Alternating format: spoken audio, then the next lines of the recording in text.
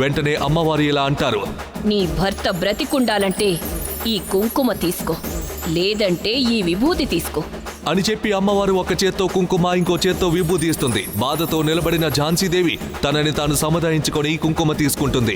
అప్పుడు అమ్మవారు మళ్ళీ, ఈ రహస్యం నీకు నాకు మరొక వ్యక్తికి మాత్రమే తెలుసు.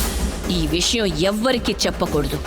ఒకవేళ చెబితే నీ బిడ్డ పుట్టగానే చచ్చిపోతుంది, లేకపోతే అతను ఈ ప్రపంచాన్ని ఏలే మహాయోధుడిగా ఎదుగుతాడు. ఈ ఉంగరం అతనిదే. తనకి 18వ ఏట చేరేలా చెయ్యి. నీకు ఇంకో అవకాశం కూడా ఇస్తాను. తన జీవితంలో ఒక సందర్భంలో ప్రాణాపాయ స్థితిలో ఉన్నప్పుడు తనకి ఒక్కసారి సాయం చెయ్యొచ్చు. కాలమే నిన్ను నీ కొడుకు దగ్గరికి చేరుస్తుంది అని చెప్పి అమ్మవారు మాయమవుతుంది. రాణి ఝాన్సీదేవి మైకంలో కళ్ళు తిరిగి పడిపోతుంది. ఆమె కళ్ళు తెరిచేసరికి కైలాసవల్లభ రాజభవనంలో ఉంది. క్రింద ఇచ్చిన లింక్ ని క్లిక్ చేసి పాకెట్ ఎఫ్ఎం యాప్ ని ఇన్స్టాల్ చేసుకోండి.